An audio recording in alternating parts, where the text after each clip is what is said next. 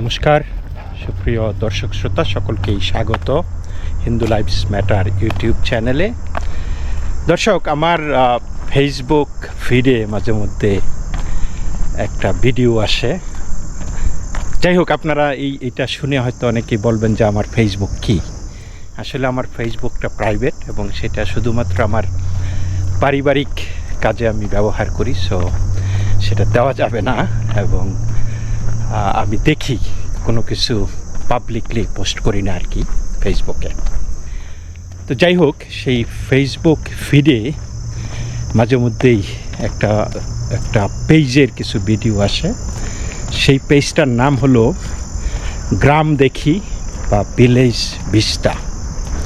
এটা বাংলা এবং ইংলিশ ক্যাপশনে গ্রাম দেখি ভিলেজ ভিস্টা। তো সম্ভবত এটা একটা কাপল, তাদের নাম সম্ভবত পুরুষটার নাম হয়েছে মেহেদি এবং মহিলার নাম সুইটি বা কি জানি না। তো মহিলার নামটা কখনোই আমি শুনি নাই। এনিওয়ে, তো এরা হতে পারে এনজিও কর্মী বা কোনো একটা কিছু, তবে তারা দেশের বিভিন্ন প্রান্তে এই couple husband wife most probably maybe friends maybe colleagues, তারা ঘুরে বেড়ায়, খুবই প্রাকৃতিক ভিডিও দেয়। এই যে গ্রাম দেখি ভিলেজ ভিস্টা, তো এই সুন্দর সুন্দর ইউনিক কিছু ভিডিও দেয়, ইউনিক মানুষদের সাথে কথা বলে, সাক্ষাৎকার নেয়। তো এই ভিডিওগুলি ভালো লাগে, দেখতে ভালো লাগে। বিভিন্ন জায়গায় তারা যায়, মনে হয় গ্রামীণ উন্নয়ন বা গ্রামীণ কোনো কিছুতে কোনো এনজিওর সাথে তারা জড়িত।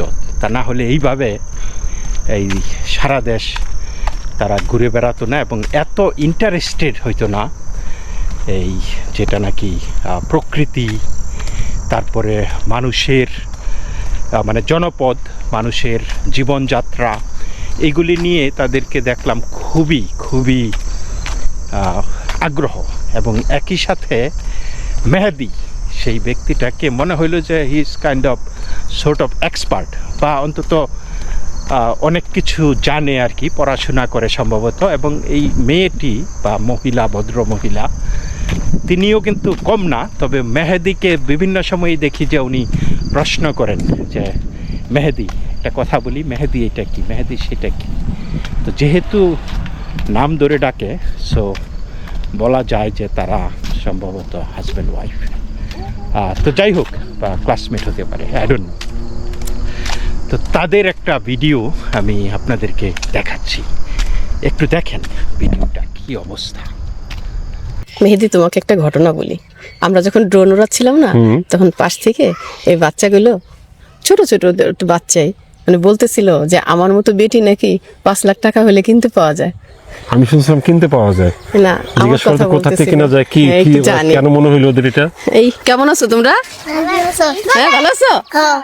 ও, কি নাম তোমার? হাসান। হাসান? ও, ওই যে বলতেছিল যে আমার মতন বেটি কিনতে পাওয়া যায় 5 লাখ টাকা দিয়ে। ওই যে ওই ছেলেটা গেছে। ও কি হয় তোমার? আর কিছু হয় না। কিছু হয় না? না, এমনি বন্ধু। তোমার বন্ধু? ডাক দাও বন্ধুরে। আমি রেডি গাই। যাই তো। হ্যাঁ।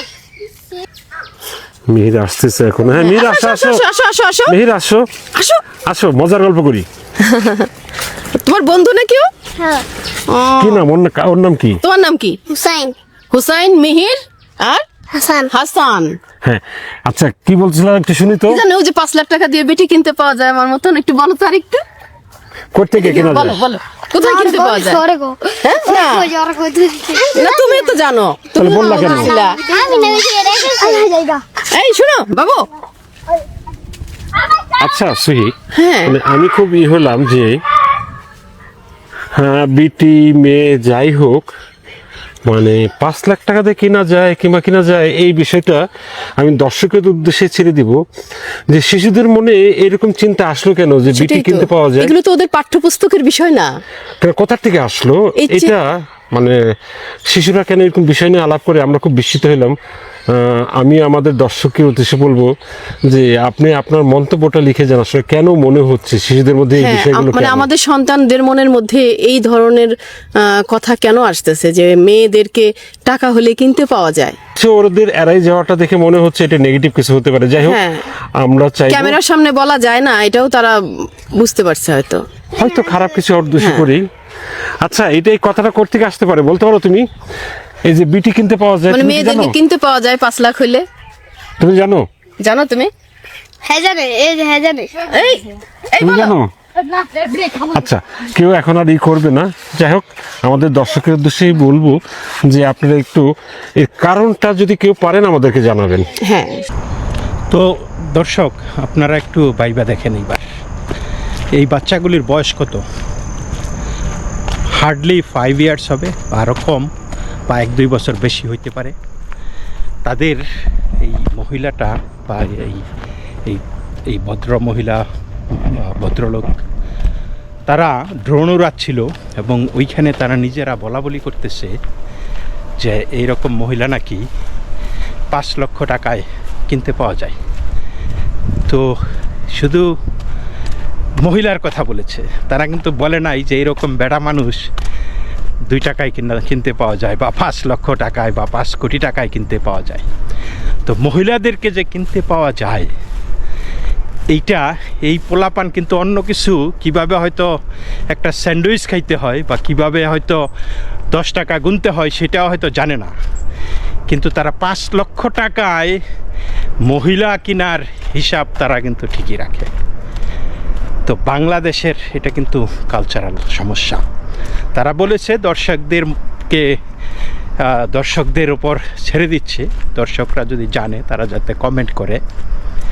কিন্তু আমিও একজন দর্শক, তো সেই প্রেক্ষিতে আমি বলবো যে এই যে আজকে বাংলাদেশে আমরা পরপর, মানে বিশেষ করে কোভিডের পর থেকে প্রতি বছরই বিভিন্ন জরিপে আমরা দেখতেছি যে বাংলাদেশে হাই স্কুলের সংখ্যা বা প্রাইমারি স্কুলের সংখ্যা কমতেছে এবং ছাত্রছাত্রীর সংখ্যা আরও বেশি পরিমাণে কমতেছে প্রতি বছরই। জনসংখ্যা বাড়তেছে কিন্তু ছাত্রছাত্রীর সংখ্যা কমতেছে, এবং এই ছাত্রছাত্রীর সংখ্যা বাড়তেছে কোথায়? মাদ্রাসাতে। মাদ্রাসার সংখ্যাও বাড়তেছে, ছাত্রছাত্রীর সংখ্যাও বাড়তেছে, এবং নানান অকাশ কুকাশ, বিশেষ করে মাদ্রাসা কেন্দ্রিক যেগুলো হয় আর কি, বায়ুযোদ্ধা তৈরি হচ্ছে আমরা দেখতে পাচ্ছি। এই ছেলেপুলেগুলি যেগুলো বলল, তারাও কিন্তু সেইটারই প্রোডাকশন মনে হচ্ছে এবং সেইটারই লক্ষণ যে বাংলাদেশে যে পারভার্সন মানুষের, ইভেন বাচ্চা যেগুলি নাকি এই সেক্সুয়ালাইজড আইডিয়া সম্পর্কে কোনো রকমের ধারণা থাকার কথা না, এই যে এই পুরুষকে বাদ দিয়ে মহিলাকে 5 লাখ টাকায় কিনতে পাওয়া যায়, এইটা বলাটা কিন্তু একটা সেক্সুয়ালাইজড পারভার্সন। এবং এই কোত্থেকে শিখছে এগুলো? নিশ্চিতভাবেই আপনারা যদি এনিবডি যদি আপনারা দেখেন একটা মহিলার পেজে, যে কোনো মহিলার পেজে, কন্টেন্ট ক্রিয়েটর বা সোশ্যাল জাস্টিস নিয়ে কাজ করে বা এনজিও কর্মী বা নায়িকা, মানে এনি পাবলিক স্পেসে এনি মহিলা যখন যারা বিচরণ করে আর কি, তাদের ফেসবুক পেজে গিয়ে দেখবেন যে তাদেরকে এরা এক জাতীয় মানুষ, তাদেরকে প্রস্টিটিউট ছাড়া আর কিছু মনে করে না, তাদেরকে বেশ্যা ছাড়া আর কিছু মনে করে না, এবং তাদের কমেন্টগুলি একদম সেই রকমের, সেই লেভেলের কমেন্টে, মানে অশ্লীল ভাষা, অশ্লীল আইডিয়া, অশ্লীল চিন্তাভাবনা, গালিগালাজ মানে প্রকাশ্যে বলে। এই যে মানহানিকর বক্তব্য, এগুলো কিন্তু অনবরত আমরা ফেসবুক পেজে দিচ্ছি, এবং এইটা এক ধরনের মানে এই বুলিং, এবং সবগুলি একটা ধর্মীয় বাতাবরণে হচ্ছে। কিন্তু তারা কিন্তু বলতেছে, মানে যেই কননোটেশনটা, এটা রিলিজিয়াস কননোটেশন, বলতেছে যে পর্দা করো, বলতেছে চামড়া ব্যবসায়ী একজন মানুষ আপনার বিদেশে গিয়ে, মেয়ে মানুষ, ছেলেরা না, মেয়ে মানুষ দুবাই থেকে বা নিউ ইয়র্ক থেকে বা অস্ট্রেলিয়া থেকে বা থাইল্যান্ড থেকে, নেপাল থেকে, ভারত থেকে, যেইখানেই হোক, ইভেন কি কক্সবাজার থেকে যদি ভিডিও দেয় বা ছবি দেয়, সেইখানে যে এই নিস্তালা ভাড়া দিয়া করতেছে, মানে অনবরত মহিলাদেরকে ট্রল করতেছে। এবং সেইগুলি প্রত্যেকটাই ধর্মীয় বাতাবরণে, ধর্মের দোহাই দিয়ে যে পরকালের চিন্তা করো, এই দিন সেই দিন না, এটা পরকাল তো বিশ্বাস করে না, পরকাল বলতে তো তাদের কিছু নাই পরকাল, বাট তাদের একটা আছে যে আপনার কিয়ামতের দিনে হাসরের ময়দানে আপনার জবাব দিতে হবে। এখন কে কোনটা জবাব দিবে এটা যার যারটার শেষে বুঝবে। আপনাকেও যে জবাব দিতে হবে না, আপনি যেই যে অনবরত ট্রল করতেছেন, গালিগালাজ করতেছেন, এটারও তো জবাব দিতে হবে। তো যাই হোক, আমি সেইগুলিতে যাচ্ছি না। সেইগুলি যারা লিখতে পারে, পড়তে পারে, সমাজে বিচারণ করে, অন্তত 15, 20, 30, 40, 50, 60, 70, 80 বছরের মানুষ, এমনকি মহিলারাও কমেন্ট করতেছে। কিন্তু যখন আপনি এই যে এই ভিডিওতে যেটা দেখলাম, 4-5 বছরের পোলাপান যখন মহিলাদেরকে নিয়ে কমেন্ট করে, আচ্ছা তাদের কি বাড়িতে মা বোন এরা কি নাই? তো এদের মা এবং বোনকে কি ওই 2 লাখ বা 5 লাখে কেনা যায়, এরকম ধারণাও কি তাদের মধ্যে জন্মেছে? এইটা স্রেফ মাদ্রাসা শিক্ষার কুফল। বাংলাদেশে মানে একটা পর্যায়ে, প্রান্তিক মানুষের মধ্যে শিক্ষার ছিটাফোঁটাও নাই।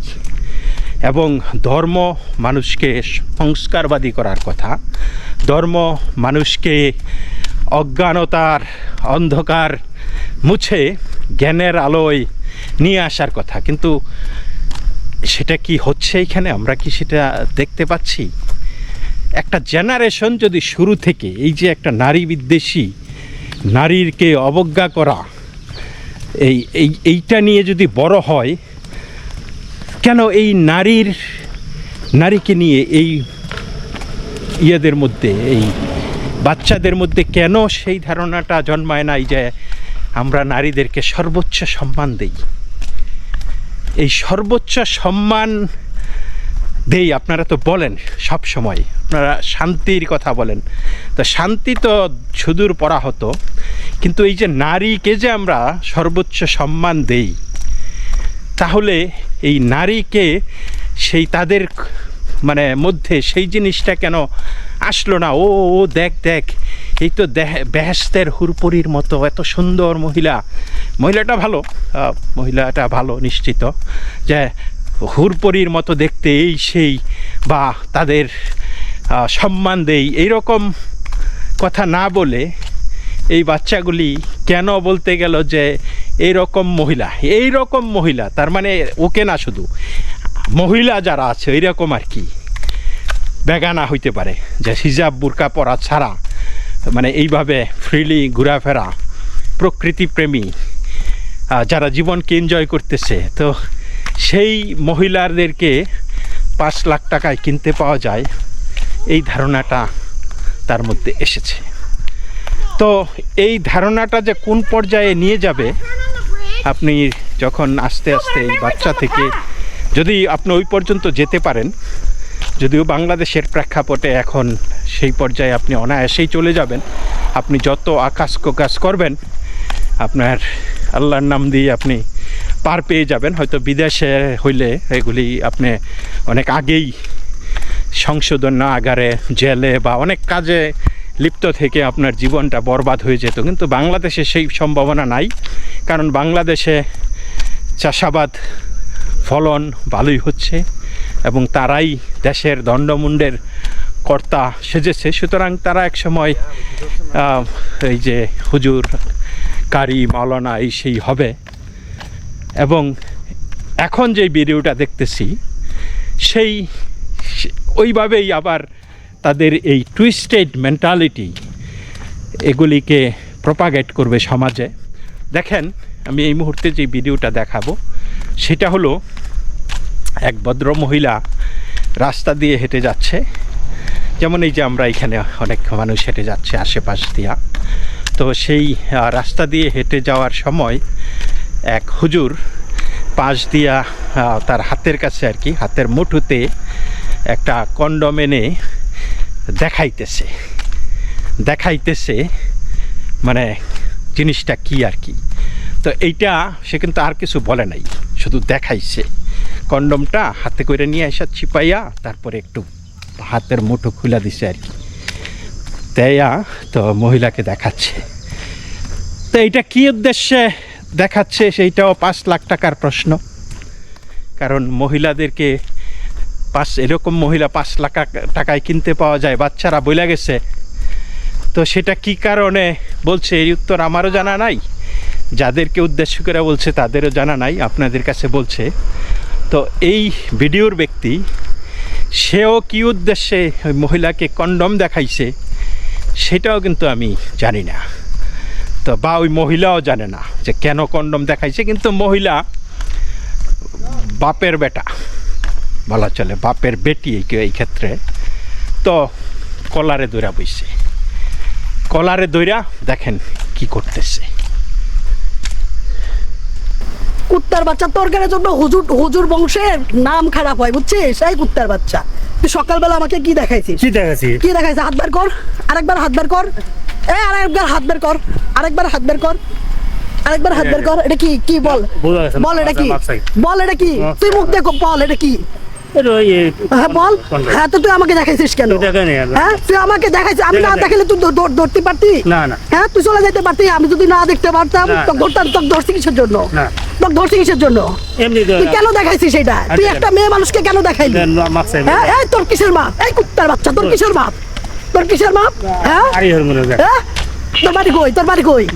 এই কুত্তার বাচ্চা, তোর মা বোন নাই? কানকির বলা, হ্যাঁ তোর মা বোন নাই? শুয়ারের বাচ্চা, তুই কিসের মাপ? তুই কিসের মাপ? হ্যাঁ তুই দেখাইছিস কেন ওইটা? হ্যাঁ তুই দেখাইছিস কেন? তোর খাই আমি, এই তোর খাই আমি, হ্যাঁ তোর খাই আমি। আমি হাঁটতে বেরোছি সকালবেলা, ওর ভেতরে একটা হচ্ছে হাতে কন্ডম, এটা ফুলে আসে আমাকে দেখাচ্ছে, দেখায় চলে গেছে, দেখায় চলে গেছে ওর হাতে জিনিসটা। আমি চাইলে চলে যেতে পারতাম, কিন্তু ওর লেবাসটা দেখেন। তুই কিসের মা? ওর লেবাসটা দেখছেন? ওর হুজুর মানুষের লেবাসটা দেখছেন? কি উচিত হয়েছে এটা? এই কুত্তার বাচ্চা, ভিডিও আছে, বের কর করছে আমার রাগ উঠেছে, বের কর। তো দর্শক, এইটাই বাংলাদেশ। আজকে বাংলাদেশের যে কি অবস্থা, আপনারা এইগুলি দেখলেই মানে প্রতিনিয়ত এটা একটা বিনোদন, দেখি আর হাসি। কালকে একটা ভিডিও দেখলাম যে 15 বছরের মানে বউয়ের ভাগ্নি, 15 বছরের মেয়ে, তাকে 40 বছরের খালু তাকে নিয়ে উদাও হয়ে গেছে। বউয়ের আপন ভাগ্নি, অর্থাৎ বউয়ের বোনের মেয়ে। তার আগে নাকি মনে মনে ওই বিয়ে বলছে, বিয়ে করছে, কেমনে কবুল করছে, একজন আরেকজনরে কবুল করছে। মানে নতুন অভিনব পদ্ধতি তারা আবিষ্কার করতেছে, নিজেরা বিয়ে করে, নিজেরা সিস্টেম কইরা তারপরে তাদের মধ্যে নাকি সহবাস হয়ে গেছে। আজগবি চিন্তাভাবনা, এগুলো কিন্তু এই কালচারাল শিক্ষা, রিলিজিয়াস একটা ফ্যাক্টর। কারণ তারা জানে যে এই অকাজ কুকাজ করতে হলে তাদেরকে নাকি আবার বিয়ে করতে হবে, এবং তারা বাস মানে একদম রেডিমেড কবুল কইয়া তারা বিয়ে করে ফেলাইছে। তো সম্প্রতি ঢাকা বিশ্ববিদ্যালয়, যেটা এখন এই মুহূর্তে বলা হচ্ছে যে উচ্চতর মাদ্রাসা আর কি, এটা নিয়ে বেশ কথা হচ্ছে যে ঢাকা বিশ্ববিদ্যালয় তো এখন উচ্চতর মাদ্রাসা হয়ে গেছে। তো সেই উচ্চতর মাদ্রাসায় নাকি ছাত্র শিবিরের পোলাপান কি বিয়ে যেন করে, এটা ওই যে মানে ওইখানে যারা নিজেরা থাকে আর কি, মানে এমনি করলে তো আবার এরা তো সহি জীবনযাপন করে, জামাতে ইসলামী, ছাত্র শিবির, তারা তো মানে আল্লাহর নির্দেশে সব কিছু চলাফেরা জীবন ধারণ করে। সুতরাং এই করলে বলবে তো মানে নর্মাল যে ক্যাজুয়াল সেক্সুয়াল রিলেশনশিপ থাকলে বলবে যে সে তো ব্যভিচারে লিপ্ত হয়েছে। তাহলে তারা ওই যে একটা ফরমাইশি বিয়া করে 3-4 বছর 5 বছর তারা ক্যাম্পাসে যারা পড়াশোনা করবে, তো তাদের মধ্যে মানে হয়ে গেল। এবং ওই বিয়ের অজুহাতে আর কি ইরানের মতো ঘন্টা 3-1 জন্য নাকি ওই যে বউ ভাড়া নেওয়া যায়, বউ বিয়ে করে আবার 3 ঘন্টা পরে আপনি ছেড়ে দিতে পারবেন। মানে কি মানে উসিলা, মানে একটা জিনিসকে একটা জায়েজ করার জন্য নানান রকমের উসিলা, নানান রকমের ফন্দি ফিকির আবিষ্কার করা। এবং এইগুলি তারা এই যে যারা হিজাব পরে না, বোরকা পরে না, যারা সোশ্যাল মিডিয়াতে প্রকাশ্যে ছবি দেয়, শুটিং করে, রিল বানায়, তাদের বিরুদ্ধে যে এত বিষোদ্গার, কই তারা তো ক্রিয়েটিভ কিছু করতেছে। অশ্লীল তোমাদের মতো এই যে বুজুং বাজুং সিস্টেম ব্যবহার কইরা তারপরে অশ্লীল, তারপরে অনৈতিক কর্মকাণ্ডে লিপ্ত হচ্ছে না, কিন্তু এরাই সাধু। সাধু শব্দটা ওদের সাথে যায় না অবশ্য। সাধুটা বললে আবার আমার আর কিছু লোক বলবে যে দাদা আপনি সাধু বলতেছেন কেন, সাধুদেরকে অপমান হচ্ছে। আমি সাধুর কথা বলতেছি না, I am just saying that তারা দাবি করে আর কি যে তারা পবিত্র, তারা আল্লাহর নির্দেশে তাদের জীবন চলে, মানে তাদের শ্রেষ্ঠ নীতি আদর্শ, শ্রেষ্ঠ দর্শন, এবং সেই শ্রেষ্ঠ দর্শনের অধিকারীরা যারা নারীকে দেয় সর্বোচ্চ সম্মান, এই নারীকে নিয়ে এরকম ছিনিমিনি খেলে, ভাবতে পারেন? তো দর্শক, এই পর্যন্তই। সকলেই ভালো থাকবেন, নমস্কার।